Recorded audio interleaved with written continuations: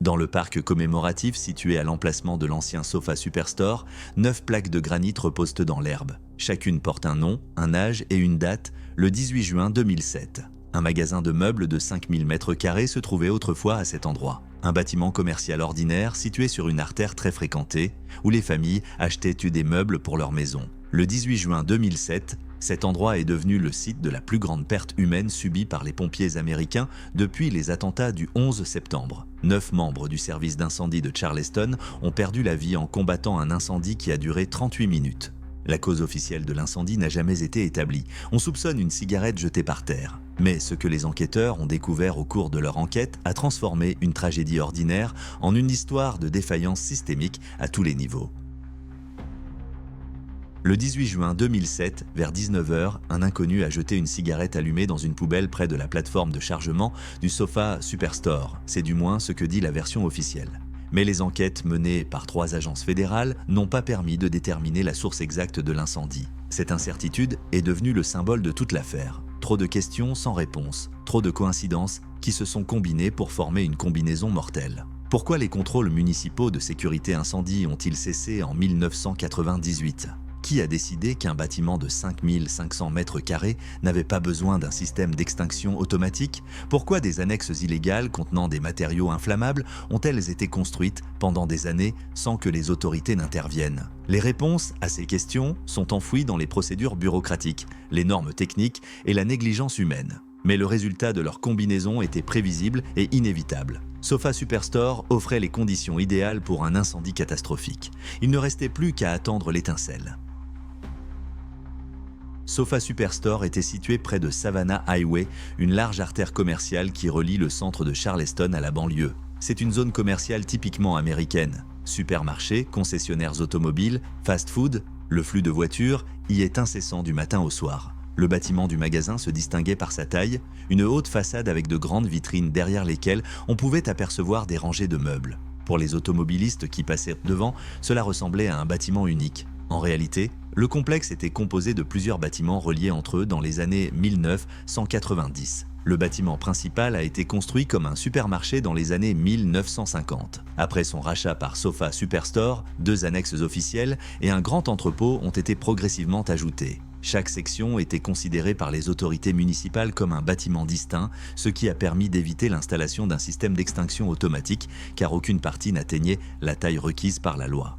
Mais les vrais problèmes ont commencé après les agrandissements officiels. Une plateforme de chargement et 2 ateliers de réparation de meubles ont été ajoutés au complexe sans autorisation de la ville. Il s'agissait de constructions légères en bois et en tôle. À l'intérieur, il y avait de la peinture, des solvants, des matériaux inflammables. Tout ce qui peut transformer un petit incendie en catastrophe. L'aménagement intérieur créait un danger supplémentaire. Le showroom était encombré de meubles et les passages étaient étroits. L'entrepôt était équipé de rayonnage haut jusqu'au plafond. Certaines issues étaient déverrouillées ou bloquées par des conteneurs. La dernière inspection de sécurité incendie a été effectuée en 1998. Après cela, les contrôles réguliers ont cessé pour des raisons inconnues. Pendant près de 10 ans, les infractions se sont accumulées, passant inaperçues aux yeux des autorités. En juin 2007, tous les facteurs étaient réunis. Absence de sprinklers, charge calorifique excessive, issues bloquées, matériaux inflammables dans des annexes illégales. Il ne manquait plus qu'une étincelle pour mettre le feu aux poudres.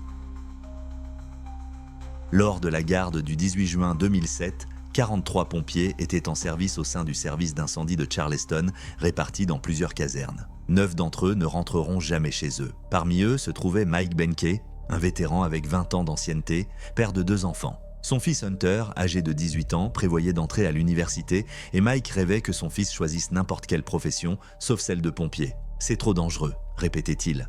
À l'autre bout de l'échelle, Michael French et Brandon Thompson, âgés de 27 ans, étaient de jeunes et ambitieux, avec 5 ans d'expérience et des projets d'avenir. Le plus expérimenté était James Drayton, 56 ans, avec plus de 30 ans de service, qui prévoyait de prendre bientôt sa retraite. Louis Malky, 34 ans, combinait son service avec un travail d'entraîneur dans une école locale. Son équipe de basket se préparait pour un match important. Les 4 autres, le capitaine William Hutchinson, les ingénieurs Bradford Beatty et Mark Kelsey et le pompier Melvin Champagne, étaient des professionnels expérimentés d'âge moyen, chacun avec son histoire, sa famille et ses projets pour la soirée. Ces 9 personnes faisaient partie d'un système qui, en 2007, vivait encore des traditions du passé. Le service utilisait une tactique d'attaque agressive.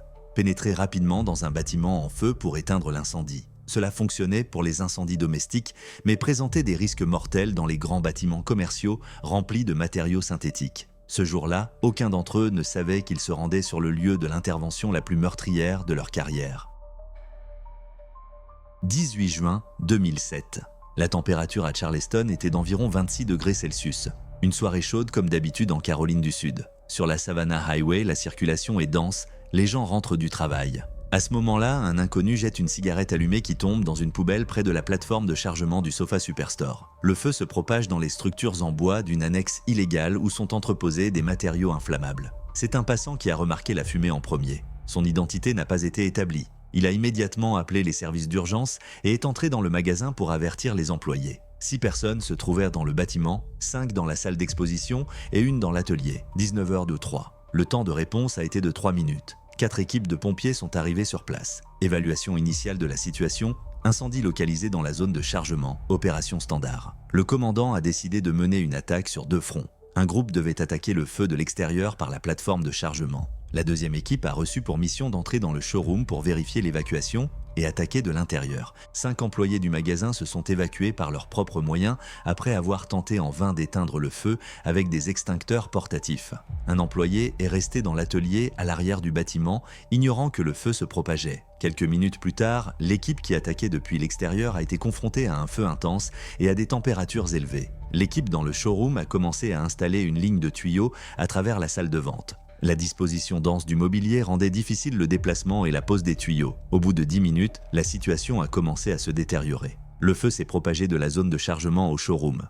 La fumée est devenue plus dense, la visibilité a diminué. La température à l'intérieur du bâtiment augmentait. L'un des tuyaux à l'extérieur a brûlé sous l'effet de la chaleur. Peu après, les conditions dans le showroom ont continué à se détériorer. La visibilité est tombée à presque zéro. Les pompiers ont été contraints de mettre des appareils respiratoires et de s'orienter à l'aide des tuyaux. La pression de l'eau s'est avérée insuffisante en raison de la distance importante jusqu'aux bouches d'incendie les plus proches et des problèmes liés à la pose des tuyaux dans la chaussée.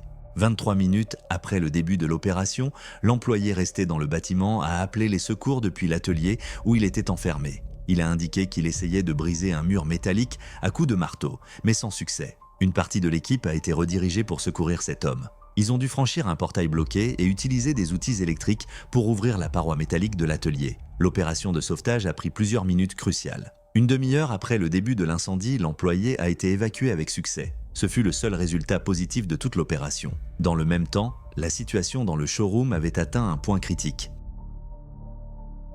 Une demi-heure après le début de l'opération, la situation dans le showroom Sofa Superstore était critique.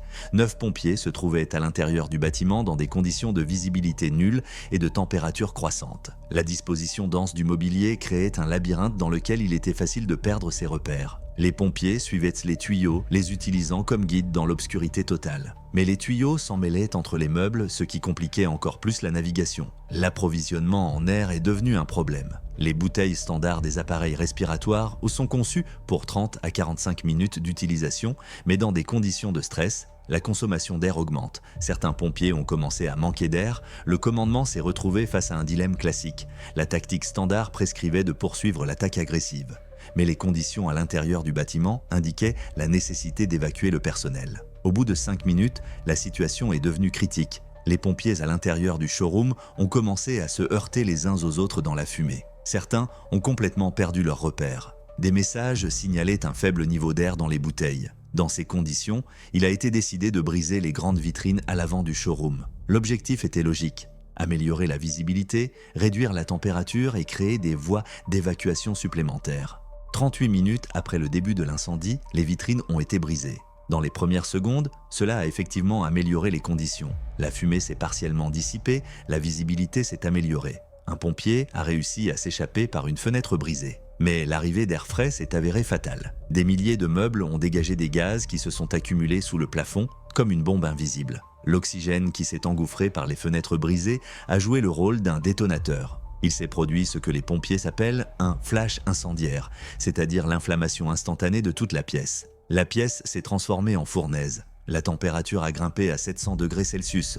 Tous les objets ont pris feu en même temps. L'air s'est transformé en feu liquide. Plusieurs pompiers ont réussi à s'échapper par l'entrée principale dans les dernières secondes. Ils ont été brûlés, mais ont survécu. 9 de leurs collègues sont restés à l'intérieur, 6 personnes dans la partie principale du showroom, 3 dans la partie ouest du bâtiment. Le feu a complètement envahi le bâtiment. Personne ne pouvait entrer pour mener une opération de sauvetage. Toutes les tentatives ont été abandonnées pour des raisons de sécurité. Les 9 pompiers ont perdu la vie dans l'exercice de leurs fonctions ce soir-là. Les opérations d'extinction se sont poursuivies pendant plusieurs heures, mais la majeure partie du bâtiment était détruite. Leurs corps n'ont pu être récupérés qu'une fois les décombres refroidis. Après la tragédie, la quête de la vérité a commencé. 3 organisations fédérales, le NIST, le NIOSH et l'ATF, ont lancé une enquête à grande échelle. Chacune cherchait une réponse à ses propres questions. Que s'était-il passé? Pourquoi les pompiers avaient-ils péri? Qui était responsable? 6 ans plus tard, en 2013, le NIST a publié son verdict final. Les experts ont réalisé des simulations informatiques, reconstitué chaque minute de la tragédie et analysé les débris du bâtiment. Leur conclusion était sans appel, le Sofa Superstore était un piège mortel parfait. Le bâtiment enfreignait les règles de sécurité incendie à tous les niveaux. L'absence de sprinkler a permis au feu de se propager sans entrave. Des extensions illégales contenant des matériaux inflammables ont transformé la zone de chargement en accélérateur d'incendie. Les passages étroits entre les meubles sont devenus un labyrinthe mortel. Les issues bloquées ont coupé toute voie de secours. L'ATF a passé des mois à rechercher la source de l'incendie, mais la cause exacte n'a pas pu être déterminée. L'incendie criminel a été exclu. Une défaillance technique également, il ne restait qu'une seule option, une cigarette jetée par négligence. Mais par qui, quand et où exactement? Ces questions sont restées sans réponse. Une enquête criminelle a été menée en parallèle. Le département des forces de l'ordre de Caroline du Sud a étudié l'affaire pendant 3 ans, à la recherche d'éléments constitutifs d'un crime. En 2010, l'enquête a été classée sans suite. Aucune infraction intentionnelle passible d'une peine d'emprisonnement n'a été constatée. Le propriétaire du magasin, Herb Goldstein, a échappé à toute responsabilité pénale. Les poursuites civiles à son encontre n'ont pas été rendues publiques. Le seul geste posé a été un don de 100 000 $ au fonds créé pour les familles des pompiers décédés. L'absence de sanctions est devenue un sujet douloureux pour la ville. 9 héros sont morts et personne n'est responsable. Le système judiciaire n'a pas réussi à trouver un coupable précis pour cette tragédie qui était le résultat de nombreuses défaillances systémiques et d'erreurs humaines. La justice s'est avérée plus difficile à obtenir que la vérité.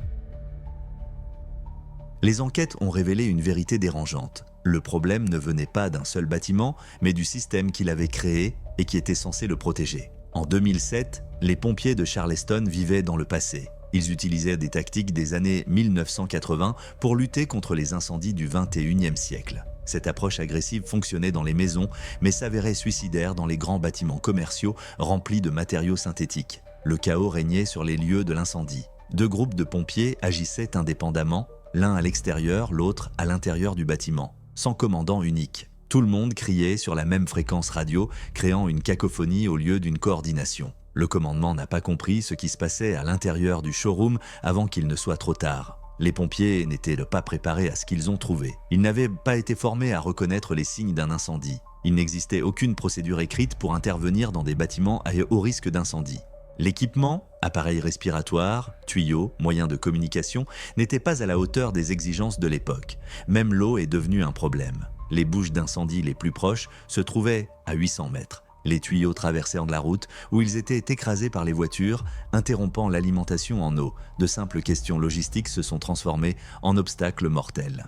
La culture du héroïsme dans la lutte contre les incendies ne laissait aucune place à la retraite. Les pompiers avaient été formés à l'idée qu'un vrai héros n'abandonne jamais. Mais parfois, battre en retraite n'est pas un signe de lâcheté, mais de sagesse. Les pompiers de Charleston n'avaient pas encore appris cette leçon. Le chef Rusty Thomas a résisté au changement même après la tragédie. Il a limité l'accès des enquêteurs fédéraux aux pompiers, ce qui a provoqué un conflit avec le maire de la ville. Il semblait que le système se protégeait lui-même plutôt que ceux qui le servaient. Les problèmes de Charleston n'étaient pas uniques. Partout en Amérique, les services d'incendie étaient confrontés à un sous-financement, à des équipements obsolètes et à l'absence de normes modernes. Mais il a fallu la mort de 9 personnes pour que ces problèmes soient visibles par tous. Les autorités municipales étaient également responsables. L'arrêt des inspections en 1998. Le manque de coordination entre les services. Les constructions illégales ignorées pendant des années. Le système a failli à tous les niveaux, de l'urbanisme aux tactiques de lutte contre les incendies. 9 pompiers ne sont pas morts dans les flammes. Ils ont été victimes du système qu'ils défendaient. La mort des 9 pompiers a marqué un tournant pour Charleston. Les changements ont commencé avec la démission du chef Rusty Thomas en novembre 2007. Il a été remplacé par Tom Carr qui a fait passer la sécurité du personnel avant les traditions héroïques. Le service d'incendie de la ville est devenu un terrain d'expérimentation pour les réformes. Des procédures modernes avec des critères clairs pour le retrait ont été mises en place. Un nouveau système de commandement avec des commandants de scène désignés a été créé. On est passé à une communication radio multicanal. Des caméras thermiques, des pompes puissantes et des appareils respiratoires modernes ont été achetés. Mais le changement le plus important s'est produit dans les esprits. Les pompiers ont appris une nouvelle philosophie. Parfois, la meilleure chose que vous puissiez faire pour les victimes d'un incendie est de rester en vie. L'étude obligatoire de la physique du feu et des signes avant-coureurs d'un incendie a été introduite. L'héroïsme sans connaissance n'était plus considéré comme une vertu. La tragédie de Charleston n'a pas changé qu'une seule ville. Le NIST a publié de nouvelles recommandations sur les sprinklers dans les magasins de meubles. Les États ont renforcé les normes de construction. L'expert Gordon Rotley a donné 40 présentations sur les leçons tirées de la tragédie, faisant de l'affaire Charleston un sujet d'étude obligatoire. Les familles des victimes ont fait face à leurs pertes de différentes manières. Mais l'histoire de Hunter Benko est devenue un symbole de continuité. En 2023, 16 ans après la mort de son père, il a terminé la formation des pompiers de Charleston. « Je termine ce que mon père a commencé », a-t-il déclaré lors de la remise des diplômes. Les réformes se sont avérées efficaces. Selon les experts, le service d'incendie de Charleston a fait de grands progrès. Mais le prix de ces progrès a été trop élevé. 9 vies pour des leçons qui auraient pu être apprises sans victime. À l'emplacement du Sofa Superstore se trouve désormais un parc commémoratif. 9 plaques de granit ont été installées à l'endroit exact où les corps des pompiers ont été retrouvés. Chacune porte le nom, le grade et la date du décès. Le parc est ouvert 24 heures sur 24 et les gens s'y rendent à toute heure du jour et de la nuit. Chaque année, le 18 juin, une cérémonie commémorative est organisée à Charleston. Les pompiers montent la garde 24 heures sur 24 devant le mât, baissé en signe de deuil. Les familles, les collègues et les habitants de la ville apportent des fleurs et se recueillent en silence devant les plaques. En 2021, une nouvelle caserne de pompiers a été construite à côté du mémorial. Elle est équipée des équipements les plus modernes et sert de centre de formation pour l'ensemble du service. Les portraits des 9 pompiers décédés sont accrochés au mur de la caserne. L'histoire des 9 pompiers de Charleston fait désormais partie de la culture américaine du souvenir des héros de la sécurité publique.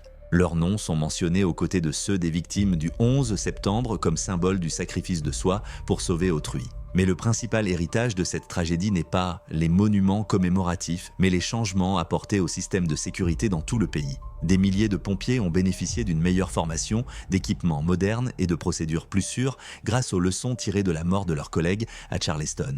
La cause exacte de l'incendie du Sofa Superstore n'a jamais été déterminée. Une cigarette jetée par un inconnu a pris feu dans les déchets près de la plateforme de chargement. Cette petite étincelle a déclenché une série d'événements qui ont changé à jamais les services d'incendie américains. 9 héros ont péri dans les flammes, mais leur mort a apporté des réponses qui sauveront la vie d'autres personnes. C'est en cela qu'ils sont immortels. C'est en cela qu'ils ont vaincu le système qui les a trahis.